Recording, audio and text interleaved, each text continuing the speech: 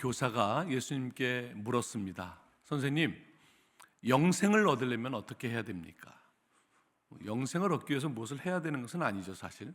예수님께서 율법에 뭐라고 기록되어 있고 너는 어떻게 읽느냐, 두 가지 질문을 하셨습니다. 하나는 성경에 어떻게 기록되어 있느냐, 그것은 우리가 성경을 통독하거나 계속 읽거나 공부하면 알 수 있는 것이죠. 그래서 영어로 information question이라고 그러는데, 그건 잘 읽으면 알 수 있는 것입니다. 이 율법 교사는 자기의 직업대로 율법을 잘 공부했고, 그래서 성경에 잘 요약해서 하나님을 사랑하고 이웃을 사랑하는 것, 그것이 성경의 핵심이라는 것을 잘 대답했습니다.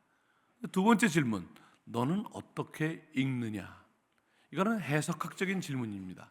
그냥 정보를 알아서 되는 게 아니라 그것이 어떤 말씀인가를 깊은 성찰을 통해서, 성령의 도우심을 통해서 그 말씀을 이해하고 그 뜻을 아는 것이죠. 그냥 정보를 아는 것이 아니라 뜻을 알아야 되는 것이죠. 그래야 실천이 가능하니까요. 그런데 잘 이해하지 못했습니다. 어쨌든 그렇게 대답을 하자 주님께서 잘 알고 있구나, 적어도 정보는 그렇게 해라 그랬더니, 거기서 한 발자국 더 나가서 그럼 내 이웃이 누굽니까? 라고 질문을 했습니다. 그때 주님께서 주신 비유가 우리가 선한 사마리아인 비유라고 말하는 비유입니다. 지난주에도 제가 탕자의 비유라고 하는 제목이 우리에게 도움을 주기도 하지만 조금 더 깊이 들어가려고 하면 방해가 되기도 한다, 그런 말씀을 드렸는데, 선한 사마리아인 비유라는 제목이 우리에게 간단하게 설명해 주는 도움도 되지만 조금 말씀을 깊이 보기 위해서는 방해가 되는 것도 사실입니다. 과연 이 말씀이 사마리아 사람은 참 선하다, 우리도 사마리아 사람처럼 하자, 그런 메시지를 주기 위해서 예수님께서 하신 말씀일까? 그런 소제목을 떼고 먼저 본문을 좀 객관적으로 관찰할 필요가 있습니다. 관찰을 시작하면 몇 가지 질문이 듭니다. 우선 이 말씀을 누구에게 한 것일까? 물론 궁극적으로는 우리에게 하신 말씀이지만 이 말씀을 하실 때 1차 청중은 누구일까? 보면 지금 질문하고 있는 율법 교사와 그와 함께 있는 유대인을 향해서 이 말씀을 하셨다는 것입니다. 그렇다고 한다면 1차 청중인 유대인들에게 어떤 말씀을 하시는데, 그들이 가장 재수없어하고 원수처럼 여기는 사마리아 사람을 좋은 역할로 등장시켜서 이야기를 진행하는 것이 그 사람들에게 설득이 되는 이야기일까? 이런 질문을 할 수 있겠죠. 우리가 어린 자녀에게, 좀 공부하지 않는 자녀에게 공부하도록 격려하기 위해서 그 반에서 공부 잘하는 애를 예를 들면서 설명을 하는데, 하필이면 우리 애가 제일 재수없어하는 애가 걔인데, 걔 이름을 들먹거리면서 걔는 공부할 때 연필을 왼쪽으로 돌리고 쓸데없는 것까지 막 얘기하면서 걔가 하는 건 다 옳은 것처럼 말하면 정말 짜증나겠죠, 그렇죠? 말하자면 지금 이 1차 청중인 유대인들에게 사마리아 사람을 등장시켜서 말하는 것이 그렇게 기분 좋은 이야기는 아니라는 것입니다. 그러니까 적어도 유대인 설득용 메시지는 아니라는 것을 우리가 이해하고 넘어가야 하는 것이죠. 또 관찰을 해보면 이 율법 교사는 제 이웃이 누굽니까? 다른 말로 하면 제가 누구를 사랑하면 되겠습니까? 라고 목적어를 질문하고 있습니다. 우리의 질문이 대부분 그렇죠. 우리가 하나님께 우리가 무엇을 하면 좋겠습니까? 생각해보면 저도 선교사로 헌신하고 그때 가장 고민했던 것이 어느 나라를 가야 될까? 늘 기도할 때 주님, 제가 어느 나라를 가면 좋겠습니까? 지금 생각하면 주님께서 그냥 아무 나라나 가라. 가서 선교사로 올바르게 사는 게 중요하지 무슨 나라가 뭘 그렇게 중요해, 그러셨을 것 같은데, 그러면 제가 삐져가지고 안 갈까 봐 그렇게는 안 하시고 아프리카를 말씀하시는 줄 알았더니 나중에 가보니까 아프가니스탄이더라고요. 그러니까 사실 중요한 건 아닌데, 아무튼 어느 나라를, 누구를, 이런 거 많이 질문하잖아요. 근데 예수님께서 마지막에 답처럼 주신 질문이 뭐냐면, 누가 강도 만난 자의 이웃이 되었느냐라고 주어를 질문하고 계시는 거죠. 목적어를 물었는데 주님은 왜 주어를 물으실까라고 하는 것이 조금 우리가 이 본문을 관찰하면서 생각해 볼 그런 주제라고 생각이 듭니다. 또 관찰을 하다 보면 어쨌든 유대 청중인데 유대인들이 뭐 마음속으로 깊이 존경했는지는 모르겠지만 어쨌든 유대 사회에서 리더격을 맡고 있는 제사장과 레위인을 보고 피하여 지나갔다라고 한 줄로 딱 정리했는데, 뭐 중립적이긴 하지만 약간은 부정적인 뉘앙스가 담겨져 있는데, 그래도 제사장과 레위인들은 이 죽은 시체를 만지면 안 되니까, 뭐 거의 죽었다 그랬으니까 사실은 좀 부정을 한 일을 하면 안 되니까 뭐 그럴 수 있다고 치고, 어쨌든 그래도 한 줄로 너무 빨리 정리를 했으니까 사마리아 사람은 보고 가서 도와줬다 이렇게 한 줄로 똑같이 공평하게 정리해도 기분이 나쁘죠, 사마리아 사람이 도와줬다는 것에. 그런데 너무 길게, 이 짜증나는 얘기를 너무 길게 하잖아요. 쓸데없는 이야기를 너무, 아까 걔 순이는 어떻게 공부하는지 아냐? 너 그러면서 뭐 걔가 보라색을 좋아하고 뭐 밥을 먹을 때 뭐 그런 공부하고 무슨 아무 상관이 없는 얘기를 너무 길게 하고, 이 말씀을 그런 관점에서 읽으면 예수님께서 이튿날 그랬을 때 청중이 에이씨 그랬을 것 같지 않습니까? 뭐 이튿날까지 갈 얘기가 아니잖아요 이게. 막 너무 길게 느리고 있다는 거죠. 똑같이 한 줄로 정리하지 않고. 그래서 아주 짜증을 나게 만드는 그런 이야기다, 그렇게 생각할 수가 있겠습니다. 만일에 예수님께서 이 사람이 말한 내 이웃이 누굽니까? 내가 누구를 사랑하면 되겠습니까? 라는 질문에 답을 하기를 원하셨다면 이야기를 이렇게 끌고 가서는 안 되죠.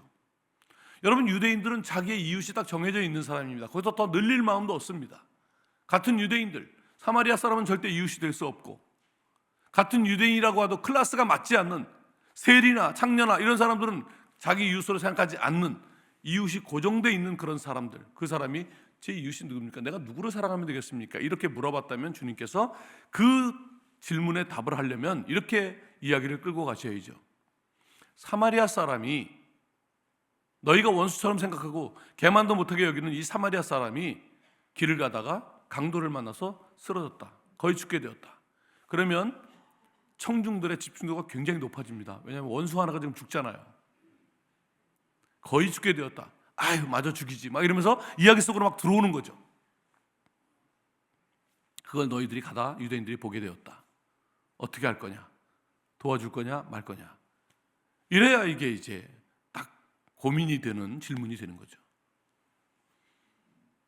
아이, 사마리아 사람 그 뭐 원수 그놈들을 왜 도와줘요 제가?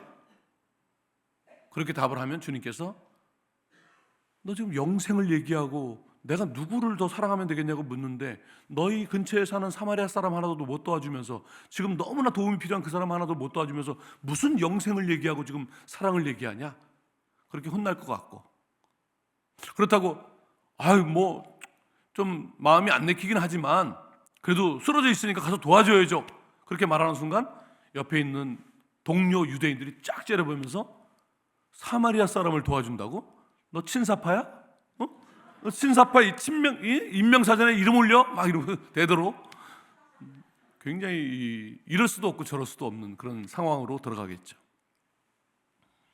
그렇게 이야기를 끌고 가셔야 이웃, 내가 누구를 사랑하면 되겠습니까에 조금 늘릴 수 있는 그런 이야기가 된다는 것이죠. 그런데 주님께서 이야기를 그렇게 끌고 가지 않았습니다.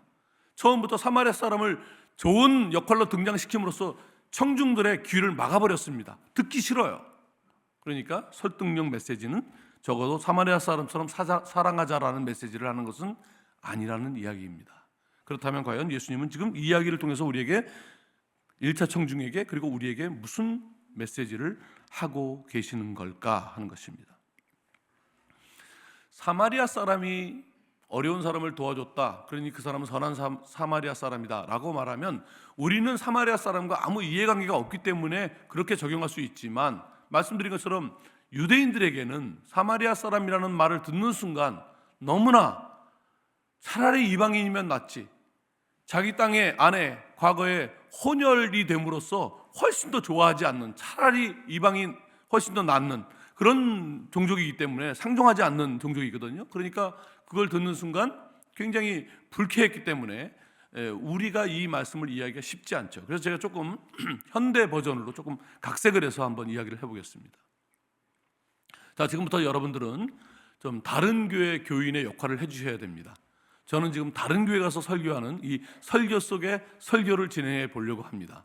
지금 이 교회는 어떤 교회냐면 우리 한사랑 교회가 아니고 저 서울 어느 시내에 있는 교회인데, 이 교회보다 훨씬 큰 대형 교회이고 목사님을 약간 하나님과 동등됨으로 취하시는, 그래서 목사님이 무슨 불법을 저질러도 상관이 없는 그런 몇 교회가 떠오르시죠? 그 교회를 생각하시면 되겠습니다. 그런 교회에 가서 저를 초대할 리도 없겠지만, 또 초대해도 제가 안 가겠지만 어쨌든 가서 설교를 하게 되었습니다. 여러분 지금 너무 한사랑교회 교인처럼 너무 겸손하게 앉아 계신데 좀 거만하게 앉아 계셔야 됩니다. 그 교회 사람들. 제가 거기에서 이제 설교하는 거예요. 자, 들어갑니다. 여러분, 제가 오늘 이 교회에 오는데요, 이 앞에 그 교회 앞에서 교통사고가 있었습니다. 교인으로 보이는 한 분이 오토바이 사고가 나가지고 오토바이가 뺑소니 치고 그분이 쓰러졌습니다. 피를 막 흘리고 있었거든요. 저는 좀 막혀 있었고 저 뒤에, 그럼 제가 이거 이 교회에서 일어나는 일이 아니라는 거 아시죠? 지금 막 어머 그러지 마세요. 설교 속의 설교입니다. 그래서 저는 좀 택시를 타고 쫙 뒤쪽에 있었는데 이거 어떻게 해야 되나 그러는데 바로 그 사고 난 바로 옆에 목사님 차가 있었습니다. 창문이 열려 있어서 제가 목사님 얼굴을 봤거든요. 근데 그걸 보시자마자 창문을 쫙 위로 올리시더라고요. 그러더니 교회로 싹 들어가 버렸습니다.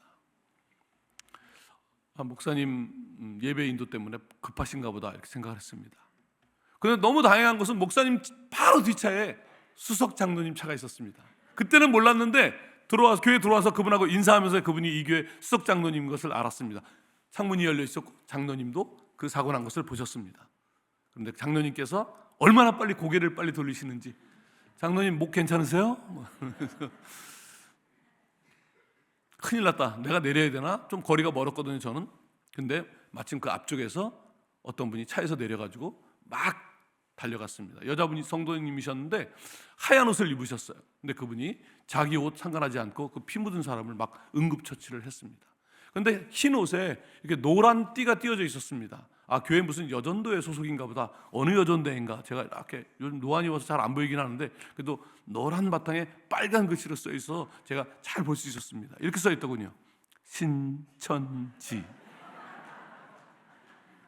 그러면서 제가 그 교회에게 얘기합니다. 여러분, 우리가 이런 일을 만났을 때 담임 목사님처럼 행동해야 될까요? 아니면 여기 계신 수석 장로님처럼 행동해야 될까요? 아니면 그 신천지 교인처럼 해야 될까요? 그러면 그 교회 교인들이 신천지 할 수 있을까요? 못하죠. 이 사람도 마찬가지죠. 사마리아 사람이요, 할 수가 없는 거죠. 돌려서 자비를 베푼 자죠. 지금 주님은 무슨 질문을 하고 계시는 걸까요? 왜 사마리아 사람을 이야기의 주인공으로 등장시켜서 충격에 빠뜨리시는 걸까요? 그냥 뭘 좀 더 하면 되겠습니까? 누구를 살아가면 되겠습니까? 라고 하는 사람에게 이런 것들을 하라고 말씀하시지 않고 왜 사마리아 사람을 주어로 등장시켜서, 주인공으로 등장시켜서 그 사람들을 흔드시는 걸까요?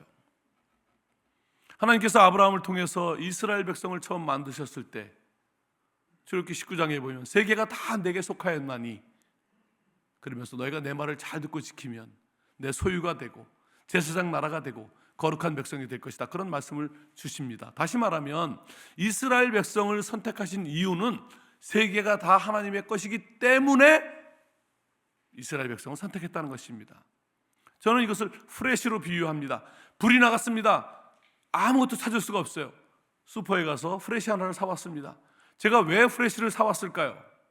이제 불이 나가서 아무것도 볼 수 없으니 다 포기하고 심심하니 거울 앞에 가서 이 프레시를 켜가지고 목 밑에다 대고 귀신놀이나 재밌게 하면서 놀까? 이러려고 프레시를 산 게 아니라는 거죠. 그건 프레시의 착각이죠. 나는 내 물건을 찾기 위해서 프레시를 산 것이죠.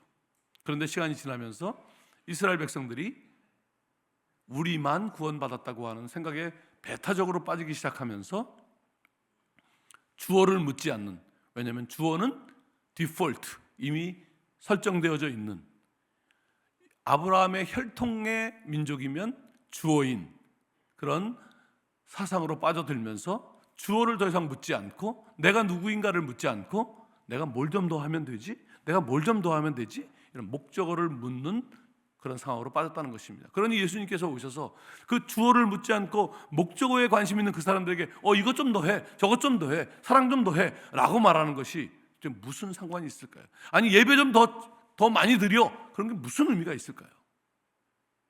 근본적인 것이 잘못되어져 있는데 뭘 더하는 것이 무슨 의미가 있을까요? 그래서 사마리아 사람을 주인공으로 등장시켜서 그들의 자기들만이 주어라고 하는, 자기들만이 주인공이라고 하는 이 생각을 깨뜨려 버리시는 것이죠.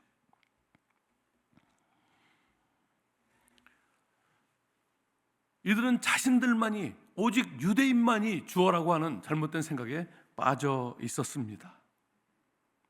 그래서 주님은 이 요한계시록의 표현대로 각 나라와 족속과 백성과 방언 모두가 다 하나님 나라의 주인공이 될 수 있는, 그리고 하나님 나라의 이야기는 바로 그런 모든 사람들의 이야기를 포함한다고 하는 그런 이야기를 하고 계시는 것이죠. 율법학자가 하나님의 사랑과 이웃 사랑에 대해서 잘 정리했는데 그것이 어떤 의미인지를 몰랐습니다. 하나님의 사랑과 이웃 사랑이라는 것은 사실 같은 전제를 가지고 있습니다. 이것은 두 가지의 이야기가 아니라 하나님을 진심으로 사랑하는 사람은 이웃을 사랑하는 하나의 이야기입니다. 그리고 그 같은 원리인데 어떤 원리를 갖고 있냐면 주권에 관한 원리입니다. 하나님을 사랑한다는 것은 하나님을 위해서 우리가 뭘 많이 하는 것이 아닙니다. 하나님을 사랑한다는 의미는 근본적으로 하나님께 내 주권을 내어 드리는 일입니다. 지난주에 제가 젊었을 때 좀 해병대도 갔다 오고 놀고 그런 얘기를 좀 했는데, 어쨌든 제가 그러면서 선교사로 헌신하면서 이제 완전히 다른 사람이 돼. 제가 봐도 내가 원래 이런 사람이었나 놀랄 정도로 삶이 바뀌었는데, 그러면서 제가 하나님, 제가 이제 선교사가 되겠습니다. 제가 성경을 번역하는 사람이 되겠습니다. 하나님, 제가 아프가니스탄에 가겠습니다. 이런 정말 볼 때마다 저는 청년 때 예배 시간에 앉으면 눈물이 났어요. 저한테 감동해갖고 내가 이런 헌신을 하다니 너무 막 생각하면 너무 맨날 눈물로 예배를 드렸어요. 그 백지에 써 있는 저의 헌신이 너무나 뜨거웠기 때문에 하나님께서 보시기에 너무나 제가 이렇게 감동이, 하나님도 감동이 되시겠죠. 이렇게 살던 놈이 이렇게 산다고 하니까 밑에 사인을 좀 해주시죠. 이런, 그게 헌신이라고 생각을 했습니다. 근데 시간이 지나면서 나이를 먹으면서 헌신이라고 하는 것은, 하나님을 사랑한다고 하는 것은 사실은 하나님이 사인을 하는 것이 아니라 내가 사인을 하는 것이구나. 백지에 내가 사인을 해서 하나님께 드리는 것이구나. 하나님, 제가 이제 다 동의했습니다. 이 백지에 무엇을 적으시든지 저는 이미 동의했습니다. 때때로 하나님께서 내가 이해할 수 없는 일을 벌이십니다. 너무 당황스러운 일들을 벌이십니다. 그러나 저는 이미 동의했기 때문에 제 인생에 무엇을 채워 넣으시든지 상관없이 나의 주권을 하나님께 드렸기 때문에 저는 다 동의가 된 것이죠. 굉장히 위험한 것입니다. 감동적인 것은 안전한 것입니다. 내가 할 수 있는 정도에서의 감동적인 것이니까. 그러나 주권을 드린다고 하는 것은 하나님이 거기다 뭐를 적어 놓을지 모르기 때문에 너무나 위험한 일이죠, 우리 편에서 보면. 그러나 시간이 지나면 가장 하나님께서 의미 있는, 하나님의 선교를 위해서 의미 있는 길로 인도해 나가시는 것이죠. 동일하게 이웃 사랑이라는 것은 이웃을 나의 시혜의 대상으로 여기면서 선교를 하는 것이 아니라 하나님께 주권을 내어드리듯이, 마치 예수님께서 하나님과 한 본체이시나 동등됨을 취할 것으로 여기지 아니하시고 종의 형체를 가져 이 땅에 우리와 같이 되었고, 같이 된 정도가 아니라 제자들의 발을 씻기면서 그렇게 나아가서 복음을 증거하라고 말씀하신 것처럼 다른 사람을 나보다 낮게가 아니라 낮게, 좋게 여기는 것이죠. 이 사람이 주인공이라는 것을 생각하면서 그렇게 인식을 바꿔야 선교가 가능한 것입니다. 우리가 영국이나 이런 유럽들이 교회가 죽고 교회가 펍이 되고 그런 이야기를 많이 듣는데, 요즘 와서 영국 사람들로부터 영국 교회가 다시 부흥한다는 이야기를 듣습니다. 왜 부흥하냐면 영국 백인들에 의해서가 아니라 거기에 간 이주민들의 교회, 우리 한인교회라든가 여러 이주민 교회들이 부흥하면서 함께 백인들이 다시 복음으로 돌아오는 일들이 일어나고 있다는 것이죠. 여러분 한번 생각해 보시죠. 우리 한국 교회가 지금 우리는 다 믿음을 잘 갖고 있다고 생각하는데 만일 여기에 캄보디아 사람들이, 베트남 사람들이, 카자흐스탄 사람들이, 심지어 무슬림인 파키스탄 사람들이 와서 회심하고 그들이 우리가 옛날에 가졌던 그 순수한 본질적인 복음을 회복해서 부흥한다면, 그래서 오히려 우리 여기에 살고 있는 우리 원주민인 우리가 그들을 통해서 새롭게 신앙을 더 뜨겁게 가지게 된다면 어떤 생각이 드십니까? 그렇게 지금 우리가 예배 드리는 동안 이 옆에 어느 가네 수공업에서 녹슨 나사를 풀고 있는 캄보디아 여공이 어쩌면 요셉처럼 하나님께서 하나님의 역사를 쓸 그런 한 사람이라고 인식한다면 태도가 다르죠. 선교는 그런 것입니다. 그 사람에게 시혜를 베푸는 것이 아니라 그 사람이 이제 하나님 나라의 역사의 주인공이 될 것을 기대하면서 섬기는 것입니다. 아프간 여자애 하나를, 이태원에 사는 여자애 하나를 오랫동안 영어를 가르쳤습니다. 지금 이제 대학에 들어갔는데 걔가 늘 그런 말을 합니다. 저는 이 한국의 교육을 잘 배워서 언젠가 아프간 돌아가서 배운 대로 아프간을 살리는 일을 하겠습니다. 너무 감동적인 이야기죠. 그럼 제가 그 아이한테 이야기합니다. 그렇게 될지 모르지만 그런 생각하지 말아라. 너는 이 땅에 온 이방인이 아니라 네가 한국인이다. 한국의 미래는 너다. 항상 우리가 그 이주민들을 우리나라에 와 있는 이방인처럼 시선으로 보기 때문에 항상 마치 우리가 미국에서 그런 시선을 당하며 살았던 것처럼 그렇게 아이들이 생각을 하는 것이죠. 아프간에 돌아가서 교육부 장관이 된다면 얼마나 좋은 일이겠습니까? 그러나 이 땅에서 여기가 너희들이 한국의 미래다. 너희들 시대에는 여러 나라 민족이 함께 섞여 살고 함께 사는 그런 나라가 될 것이다. 그리고 너희들이 오히려 우리나라를 부흥시키는 그런 주역이 될 수 있다. 하나님 안에서 그렇게 보는 것입니다. 그런 시각 조정이 있어야 선교가 가능하다는 것입니다.